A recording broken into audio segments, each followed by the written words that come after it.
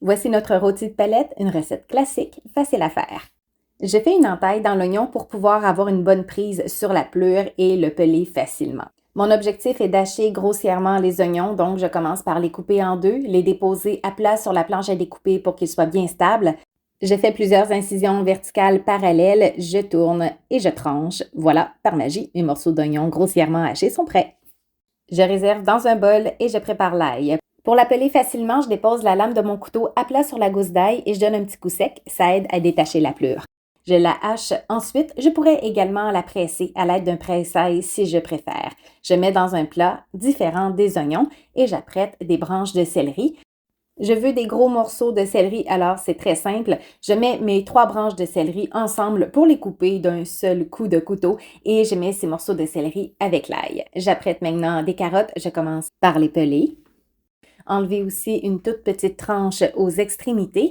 Et je vais faire des tronçons également. Vu que la cuisson du rôti de palette est quand même de 3 heures, les carottes vont avoir le temps de cuire amplement et d'être très tendres. Dans une grande poêle chaude avec un peu d'huile, je fais saisir la viande et je dois entendre. Je laisse environ 1 minute de chaque côté, le temps de bien dorer toutes les surfaces de la viande. Cette étape-là vise à lui donner de la couleur et du goût. Et je dépose dans un grand plat de cuisson.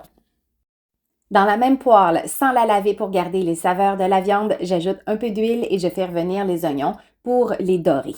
Ça va prendre quelques minutes. Ensuite, j'ajoute l'ail, le céleri et les carottes. Je les fais revenir dans la poêle 1 minute, ça aide à développer leur saveur. J'ajoute ensuite des feuilles de laurier et du bouillon de bœuf. Je mets aussi un peu de poivre, mais pas tout de suite du sel parce qu'il y a du sel dans le bouillon de bœuf et je vais attendre la fin de la cuisson avant de voir si j'ai vraiment besoin d'en ajouter. Je porte à ébullition et je verse tout ça sur la viande dans le plat de cuisson. Je place les légumes autour de la viande, je mets le couvercle et je mets au four à 325 degrés Fahrenheit. Ça cuit pendant 3 heures. À quelques reprises pendant la cuisson, je peux sortir du four pour arroser du bouillon. Ça aide à avoir une viande très tendre et très humide. Et je vérifie la cuisson au bout des 3 heures. C'est tout simple, si la viande se défait à la fourchette, c'est qu'elle est prête. C'est une recette que vous pourriez aussi faire à la mijoteuse.